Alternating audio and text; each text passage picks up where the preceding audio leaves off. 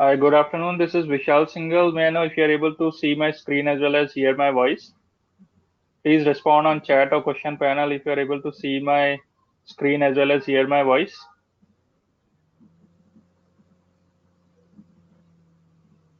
Great, thank you.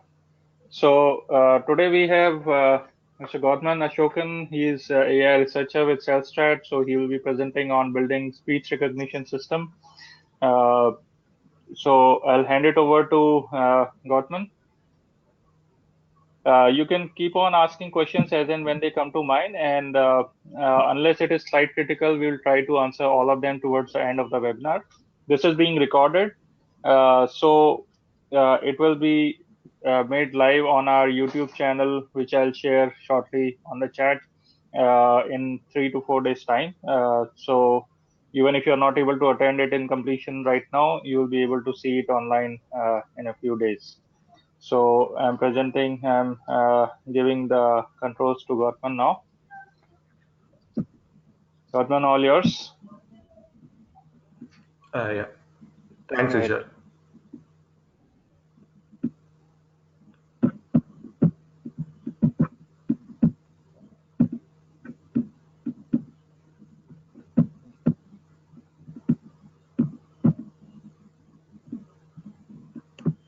Good afternoon. My name is Gouthaman. I work as a senior engineer in Western Digital, and presently I'm working as a deep learning intern at Cellstat.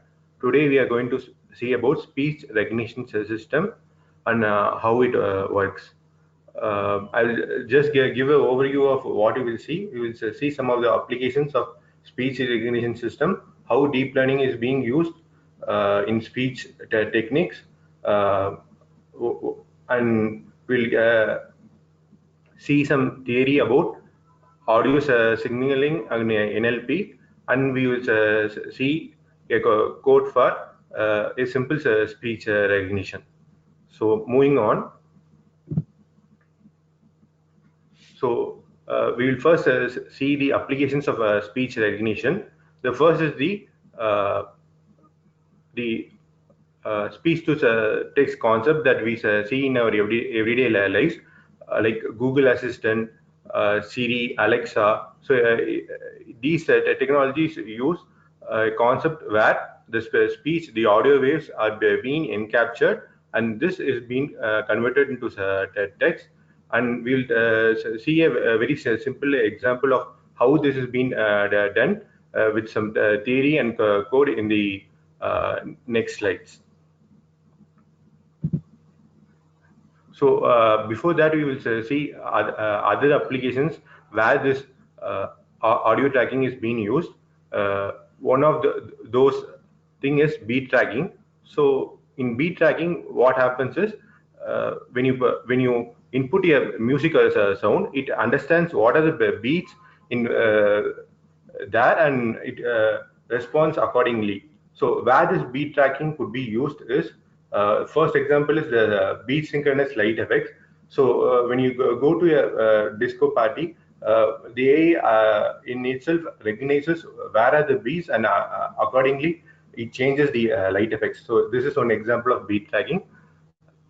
The other the things like the music classification and recommendation. So when you hear to music, so what are the beats that you are liking, the system comprehends and accordingly suggests you songs.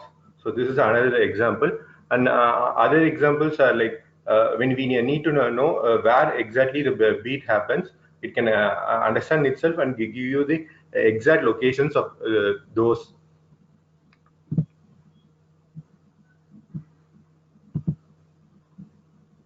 So the next thing where the audio signaling is useful is healthcare. In healthcare, mainly the ECG equipments and the heartbeat tracking in itself is an audio signal. So each time when the heart beats, the signal is being tracked, and during complications like heart attack, the heartbeat signal shows a peculiar signaling. So with inputting a lot of those signals, we can easily classify the ones where anomalies being there, and with that we can easily track between the simple heartbeats and where complication of heart disease occurs. And the next thing where this audio signaling can be used is audio fingerprinting. The classic example is the app Sajam. So here what happens, we will be able to know what the exact song is just with 3-4 seconds of the music. So here what happens is a digital summary of the audio is being captured. So how it is being captured is, so all the known songs uh, has a distinct audio signaling. So these have been captured and stored in a database. And when we give our songs signal, this is being matched with the stored database, and the exact matching gives us the audio fingerprinting that we need. The next is the audio source separation. So here what happens is, so when you hear a band making the music, you hear as a combination of all the instruments, like the guitar, the keyboard, the drums. So if you want each sounds separately, we could do this. How we will be doing this is, we will be creating a system where the input would be the combination of these sounds, and the output will be the separated sounds. So once this is being identified by the neural network and trained, and when you give a new signal, it automatically detects what are the different tunes in it, and it will automatically play those sounds. And this also has numerous applications, like when you speak, and when the noise is there, it separates the noise and the sound and gives you the clear signal while speaking. Then next is the music recommendation. So when you have apps like Spotify and Apple Music and Savan, so they understand the music preferences of us to the audio signaling that we prefer, and create a recommendation system where then the next songs that is being recommended is in sync with other audio signaling sounds that we have preferred in the past. So these are some of the applications of how the audio signal can be used. And we will next come to this section where how this audio signaling works. So audio signaling is basically this sound. When an object vibrates, the air molecules oscillate to and fro, and the energy that transmits. So this transmission of energy is what we call a sound wave. Here in this picture, we could see that there is compression of this sound and the expansion of this sound, which through which the transmission happens.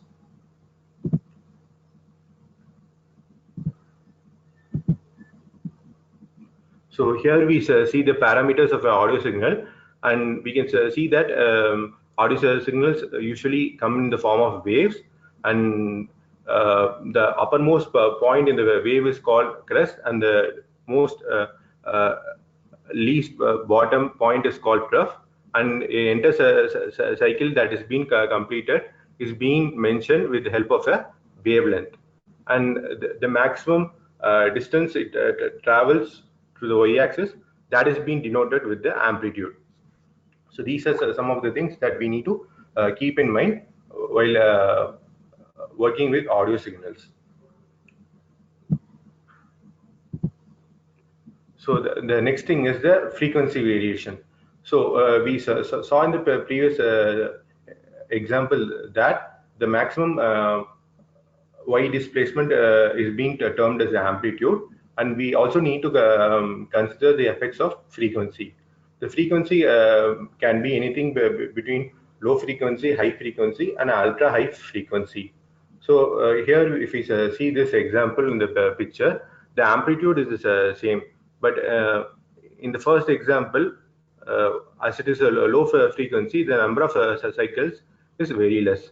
In the second example of high frequency, the number of cycles per second is medium.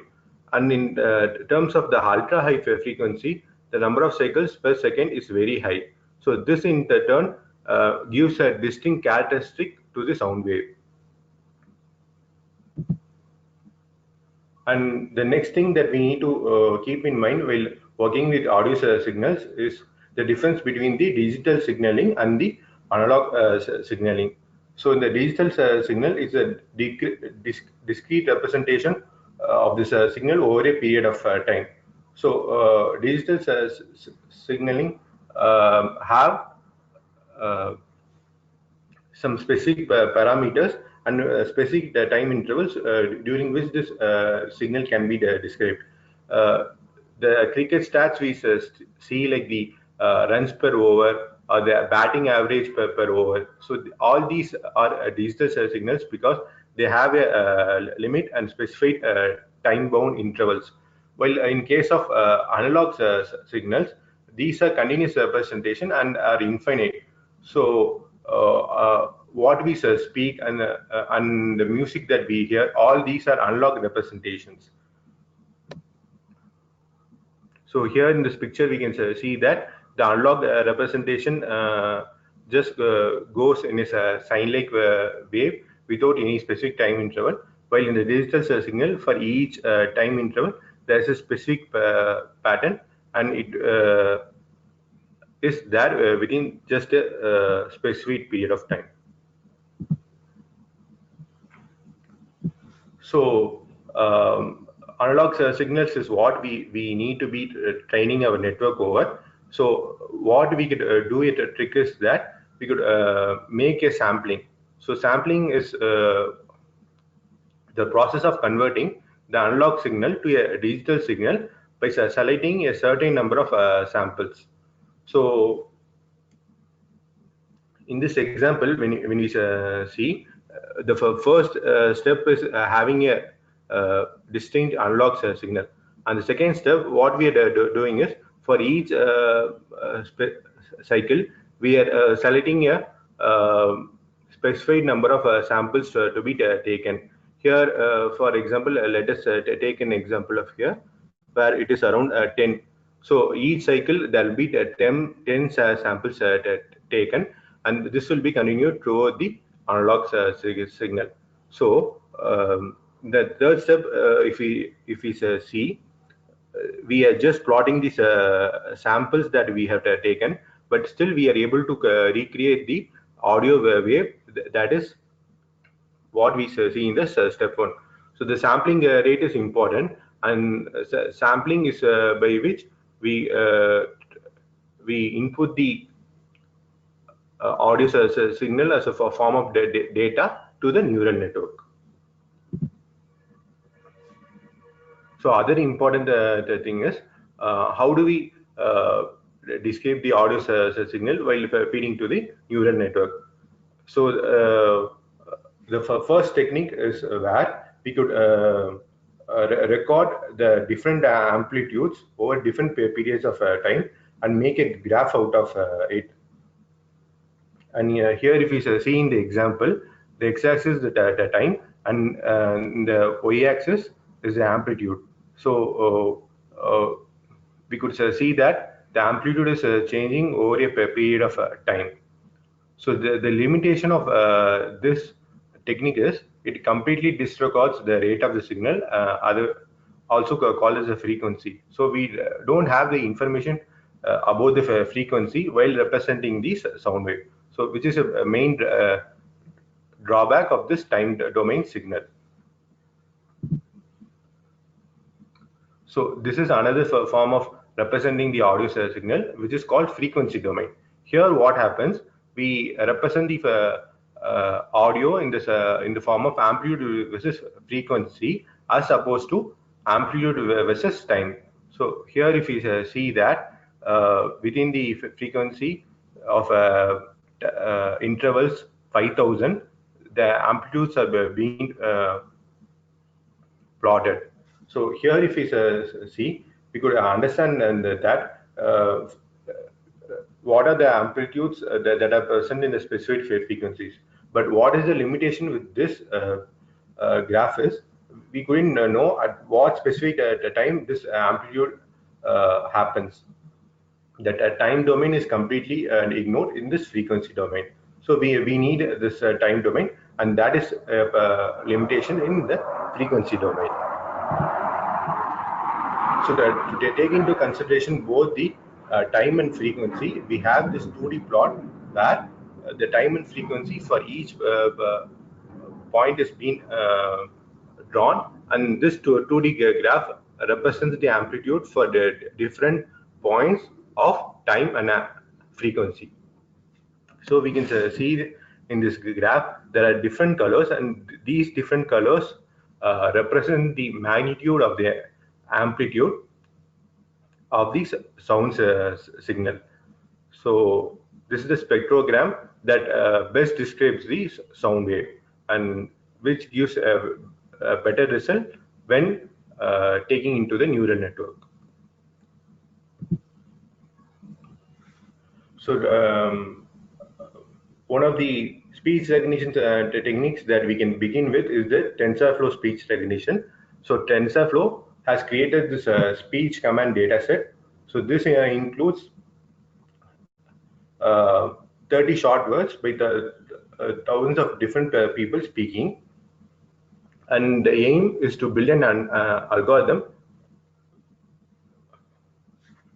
that understands these simple spoken words. So we need to improve the recognition accuracy of this open source voice interface so that we can improve the product effectiveness and their accessibility.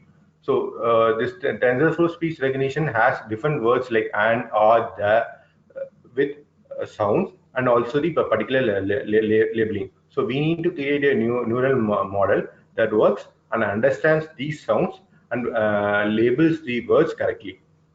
So how we could do, we will see through the graph. So to achieve this uh, audio recognition, we need to combine the neural network called convolutional neural network. This convolutional neural network is a form of neural network that is predominantly being used for the recognition of images. So here we can see the convolution layer, where the first layer is the input.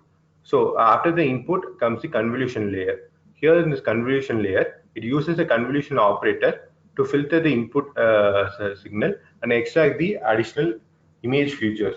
So convolution majorly extract the features. Say if you have a face, what are the features like the eyebrows,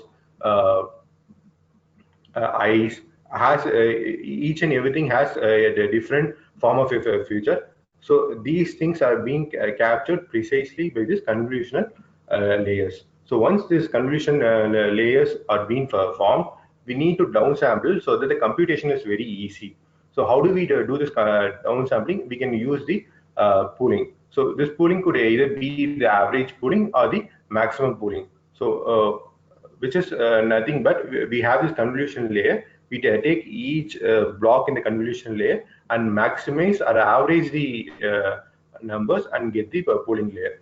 So this is so these layers of convolution and pooling are being stacked, and as a result, we get a fully connected layer.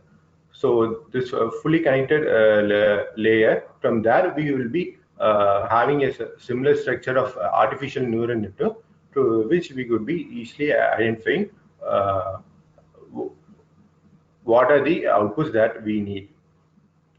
So this particular example fits very well for the images, which isn't 2D. So what we will do is first we will try convolution 1D, so which is amplitude over the time. That signaling we will use with convolution 1D and see how we get the results. And after that, we will use this spectrogram that we saw earlier, where both the time and the frequency domains are being considered, and we will see how that is being calculated, convolution 2D, and how we could able to get the accuracy in that. we will see the code for both of these. Gouthaman? Yes. So there is a question. Some gentleman is asking, where will I get dataset to train my model for song detection?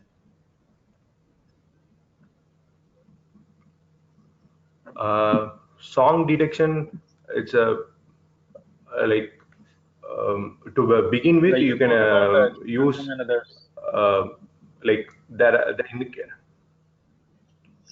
Uh, like here, what I am having is the TensorFlow speech recognition. This you can get from Kaggle, and this is the very basic form from which we can build music. You could have random samples that you could collect, or if you want, you could search for the data sets in Kaggle. Many people would have tried with those songs. So, and they would have a specific objective for those songs. So you could search for a particular data set that matches your prerequisites. Sure. Thank you.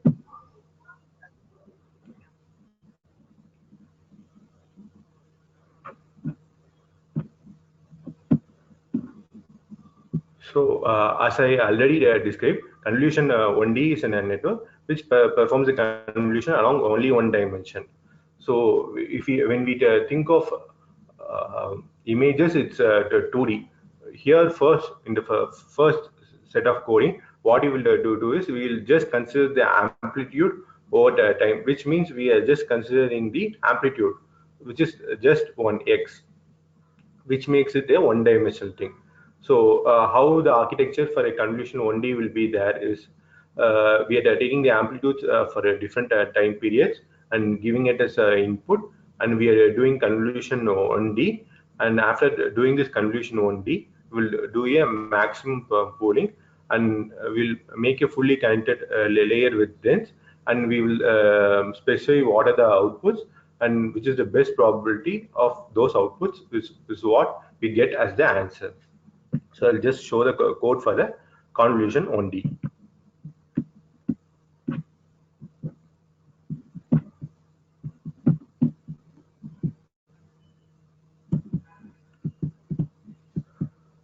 So I took the data set from the competition called TensorFlow Speech Recognition Challenge, and I have extracted the train futures from that, and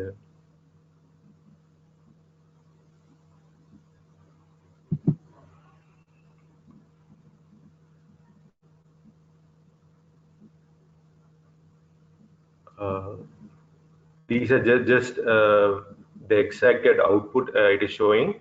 And once we get the total exacted train and test data, we will apply the code.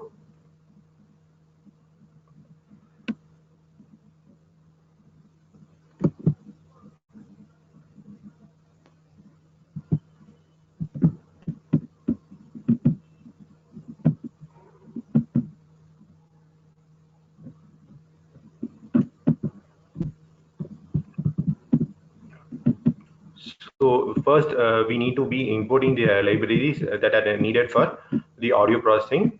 So Librosa is one of the most popular library that is being used for the audio processing.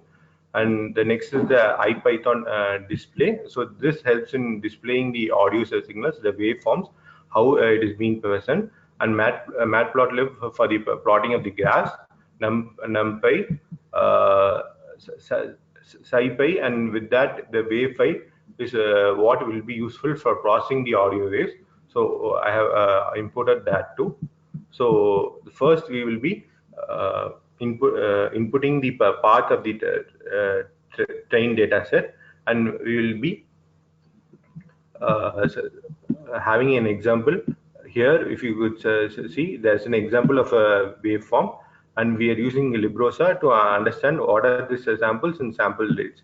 So if you recall, for a wave, we always need this sampling rate, how much samples we have took, and what is the sampling rate per cycle. So this we could understand with the help of this. Gouthaman, While I have mentioned that the sampling rate is 16,000. Yes. Gouthaman, Question is only DSP and computer vision is used here, right?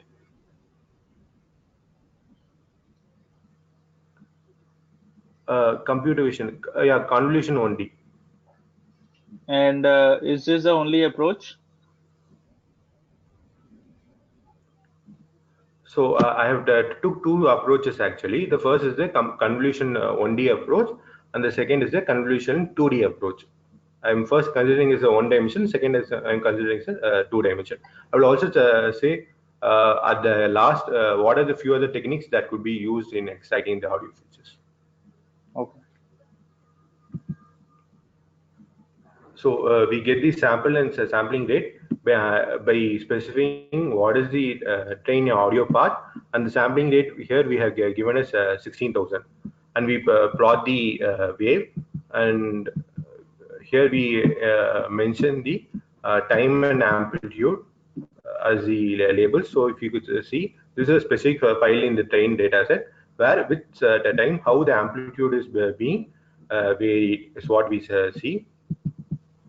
So again, we get those samples and just print the sample rate to ensure that the samples that have collected are in the rate of what we have specified, which is 16,000. And we could also output the audios to check whether it works fine. Here in the GitHub, it is not working, but this two code will help you to understand the output of the audio file. So here, so these are the different audio files that are present in the TensorFlow speech recognition system. So the different keywords that are being used are the labels like yes, no, up, down, left, right, on, off, stop, and go. So these are some of the keywords that are being used here there, and the train data how it is structured is like the yes keyword is being spoken by a lot of people, and that is being kept as a database. So for each of these keywords, thousands of people uttering this word is being kept as a data set. So we'll have a mix of all these words being uttered by the people as the training data set. We need to input the audio file and match with this different data of the keywords, which is a categorical subclassification. So next is the duration of the recordings, and this we need to know because what is the duration of the different audio samples, and we need to confirm that it is being uniform throughout. And here, if you could see, most of the audio samples on the range of 0.9 to 1 minute. So we see that the audio files are uniform. So once we know the length of the audio files, the next thing we need to be knowing is processing the audio files. So we take every audio file present in the audio data set, which is of the form of a dot wave, and we get the samples and sample rates. And next, we this sampling rate of 16,000 when computed was computationally very high. So what we did was downsampling it to 8,000. So we, as we can see here, the resampling was done from 16,000 to 8,000, and all the waves are being stored in the data format with this. And the next thing that we do is the label encoding, where we just encode this yes, no, up, down with specific labels like 0, 1, 2.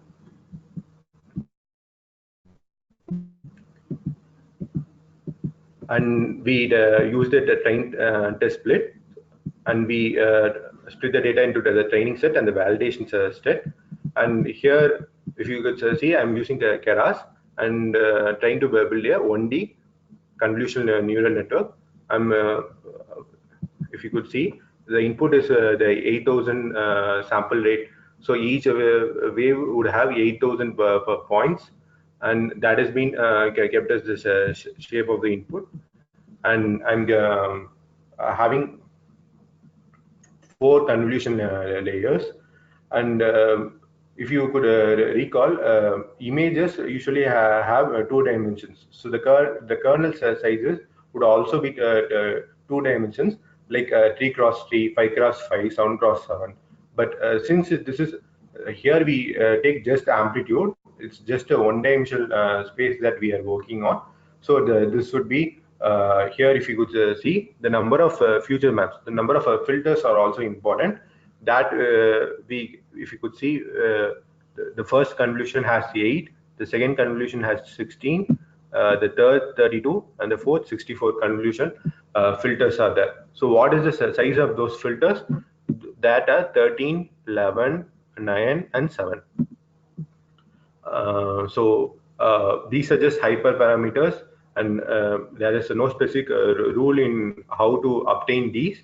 But the small thumb rule is increasing the number of filter maps and decreasing the size of the filters is what is being followed here.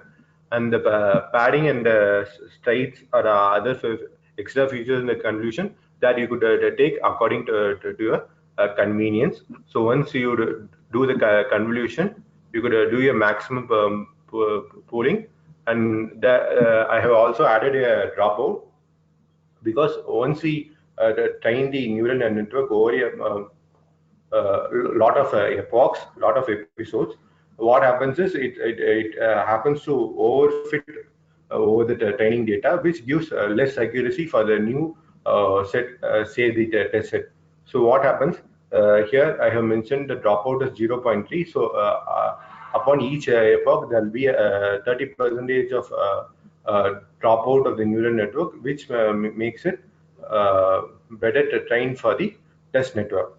So there are four convolutional neural networks, after which I have used a flatten. So it gets totally flattened of what are the features that are being got, and use a dense layer, and also two dense layers, actually 256, the first one, the second was 128. In both I am using the dropout of 0.3, and after which I'm using the outputs.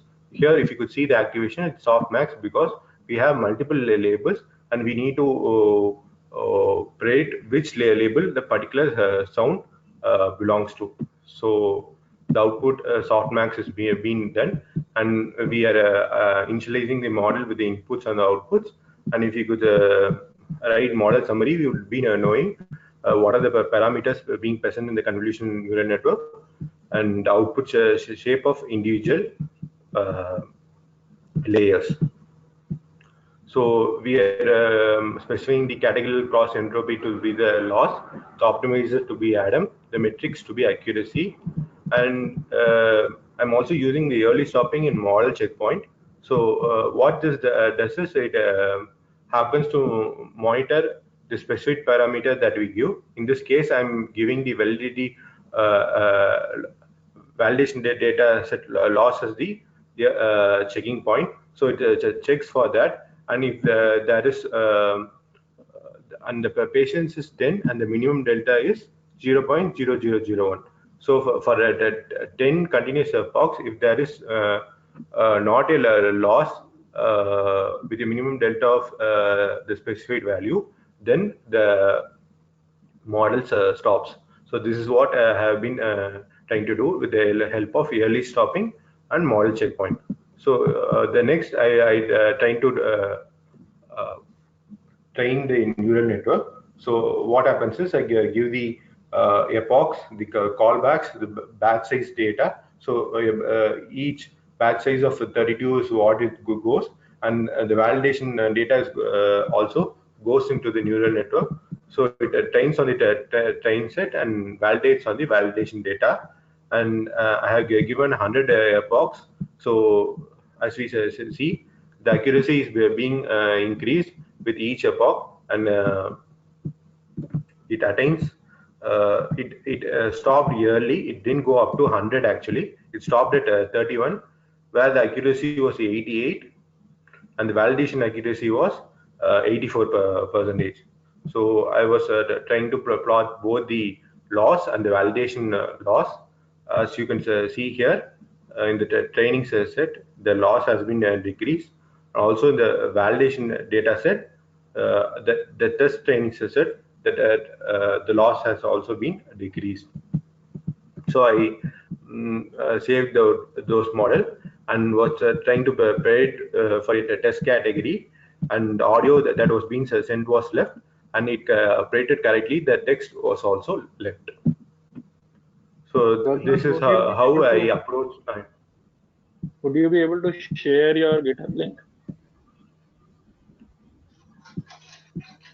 GitHub link. Yeah, Right. it, So yeah, yeah. So I'm this, putting a message to you. If you can put your GitHub link there, I will then release it for audience. yeah, yeah, sure, sure, sure. I'll Okay, just I'm putting share it in the chat. uh, yeah, link at the end. Sure. So this is how this is being treated. So the next approach that we could do is 2D convolution. So the first approach that we saw was specifying the amplitude over time. But if you recall, if we capture both the amplitude and the frequency, the results would be far more better, and the accuracy will also be better. So that is what I have been trying to do with the convolutional 2D network. So I capture the training data, same like that. So here I will just explain how I did the 2D model. First, what it did was, as usual, I imported the NumPy wave file from SciPy to output the wave files and the matplotlib. The directory I mentioned, and I mentioned some of the examples of the wave files that I want to input.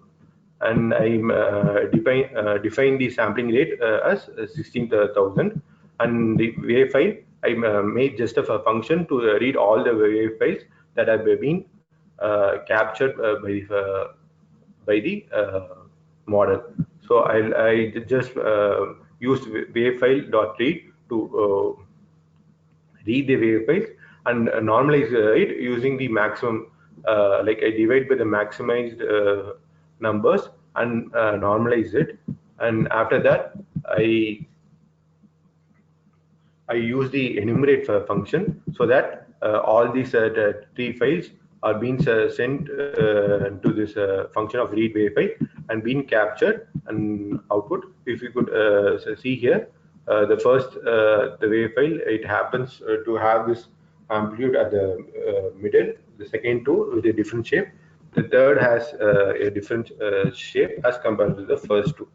So the main thing that we would be using here is the STFT, which stands for short-term Fourier transform. So this is the SciPy function that will help us to get the 2D plot of the sound waves.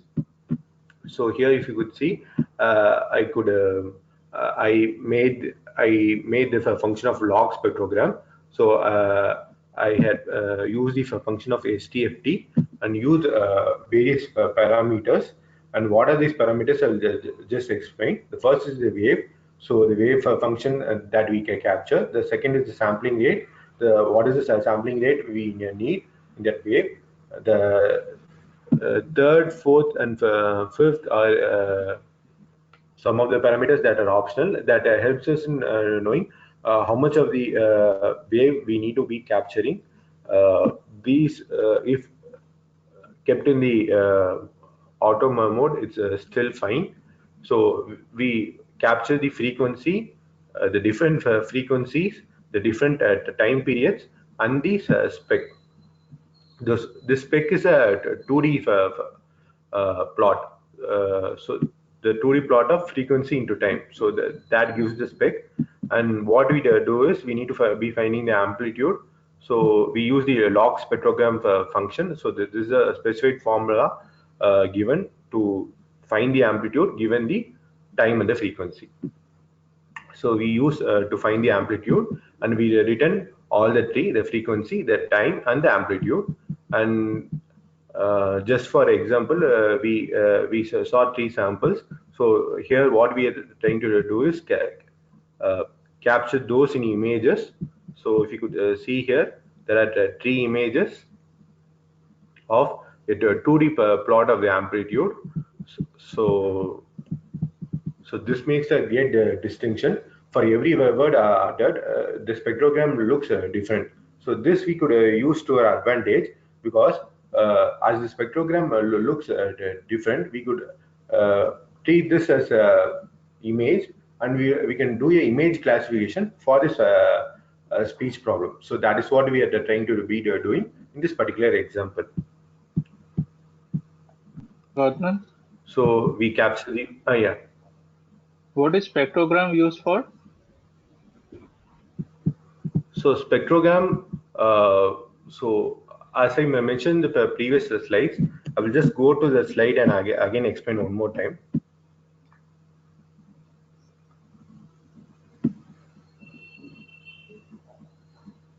So this is a spectrogram. So in the first, we could either go for time domain or frequency domain. The time domain means for the different time periods, what is the amplitude. Frequency domain means for different frequencies, what is the amplitude.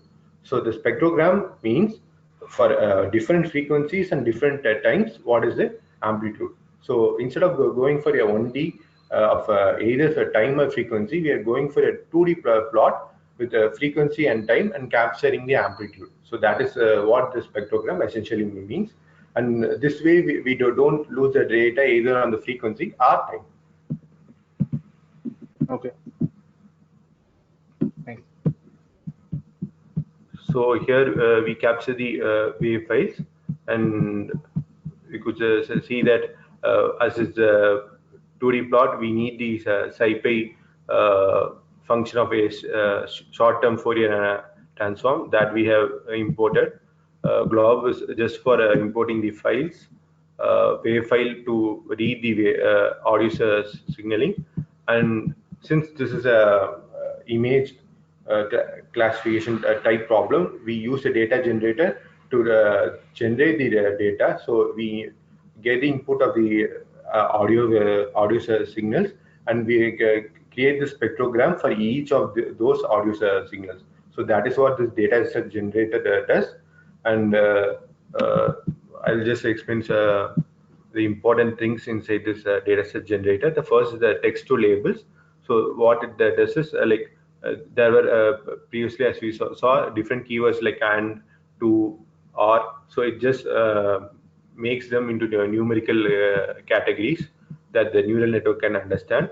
And again, we need a function to reverse back that one to into that keywords. So that is what labels to text is doing. And load data helps us in taking all the train data, the wave files that we need, and with each file we are capturing the directory. We are doing a sampling. We want the samples, so we capture with that. And also we do a train test bed. So the whole data we split into train and test. Again, train validation split is nothing but in the training set we again split it into the train data and the validity data. So after that we have this read wave file where we capture the wave file in the data format. We normalize those by dividing by the maximum available number, and we do the process wave file. So in the process wave file, the important the things that we need to understand is we get the wave file. What this specific thing that does is we need uniform length. So what we do is, if the length of the wave file is longer, we try to remove some of the data, and if it is very shorter, we just input some silence, add some silence into that wave file, so that order of uniform lengths. And after that we use the short-term Fourier analysis to get these spectrogram and the log spectrogram to get the amplitude, and we use the generator to generate the images, and we use the keras functions. So here if you see, uh, this is the CNN network I have built for the 2D model. So in the previous case, we just had one number like 579, because we just had one dimension. Here we need two dimension. So I have used a uniform filter size of 3 cross 3. So I have used 3 convolution layers of 3 cross 3, 3 cross 3, and 3 cross 3 with the number of filter maps of 32. So as you can see, the block 1, block 2, block 3 are all the same architecture wise. So we do a convolution, we do a maximum pooling. The batch normalization is done to make the computation faster and to reduce the overfitting. So as you could see, I have the 3 blocks of convolution layer, and once I did the convolution, I will just flatten it out, and after that there is a dense layer, and we do the predictions too, and we output these predictions. And these are the batch epochs that we need to specify, and we are initializing the data generator. We are applying the train test split to get those data generated images, and we are initializing the model with a deep CNN with the input shape and the number of classes. And here I have compiled with the optimizer of Adam, loss of categorical cross entropy, and the metrics of accuracy. And I have again used here the callbacks, and I have used the validation accuracy as the callback. So when the validation accuracy doesn't increase, the model automatically stops. So here I have done the model fitting, and as we could see, this is the model architecture. The model summary gives the model architecture, what are the parameters that are present in the 2D convolution. So here it easily fits. So I have just given a epoch of 15, and still it fitted even before in 10. So the accuracy that I was able to achieve was 98% accuracy, and after that I'm predicting with the help of a wide probe A. So this will tell for each of those keywords what is the probability for that specific audio file. So I will use the RMAC function, so which will give which is the maximum probability of the keyword that matches the audio file. And here I am able to get accuracy for the predicted data set of 93, which is higher than the 1D convolution network. So this is the basic structure of the 2D convolution network, where we use the spectrograms instead of the 1D convolution network. So this is one method. And another thing that we can use is RNN, recurrent neural networks, which is which helps in understanding the sequence of data. So in the normal day-to-day cases, when we speak the words as a sequence, and we just don't utter one word. So there we need to use a combination of RNN, CNN to get much more complex data. But these two are very good neural networks to begin with. So these are the neural networks, and yeah, thanks.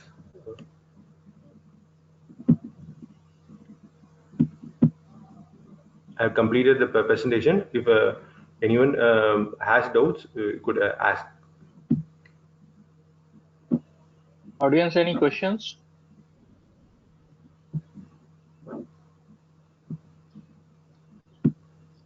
So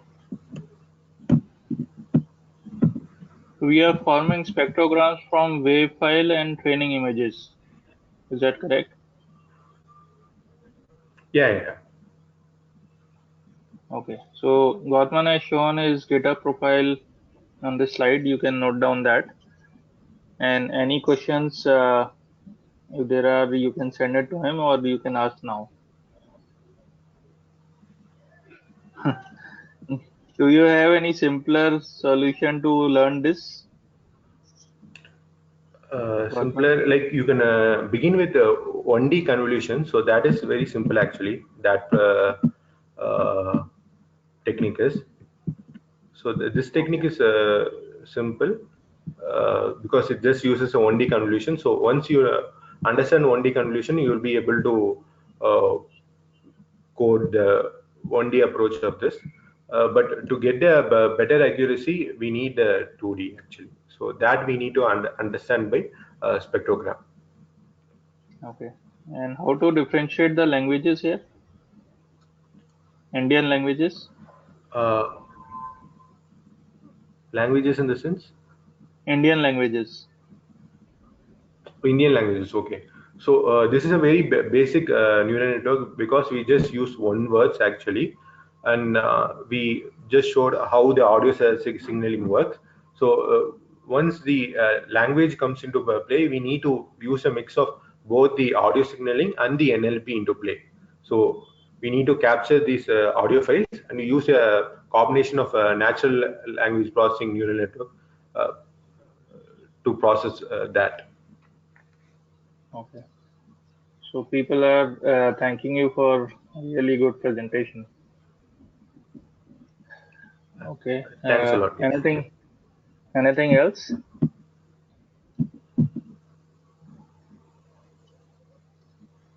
Can we give audio as output for inputs? Audio's outputs for Audio uh, as output for inputs. audio's output for inputs means I couldn't understand actually. Please elaborate the question, audience. Like text to audio. Yeah. We could do it actually. Okay. Uh, what is the difference between CNNs for images and text data and CNNs for audio data? CNN. One of the major CNN for differences we images. could try the CNNs. Uh, CNN for sound actually we can try with one dimension too because we could just take the variation of amplitude and make a one dimensional convolution neural network. For images, it's always going to be two dimensional neural network. So that is one of the important things. The second thing is here we use the spectrogram. So with that we try to classify images. So one of the basic things is we could try both with 1D and 2D in speech data, whereas in only with 2D in images. Okay.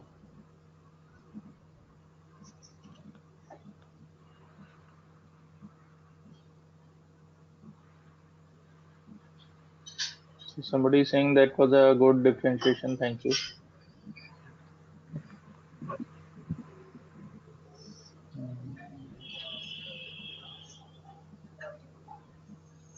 People are generally appreciating it was really helpful, very good presentation, good explanations. Yeah, sure. So any other question, audience? We are about to be over with time here. So this recording would be available on our self-study YouTube channel. I'll just put it here.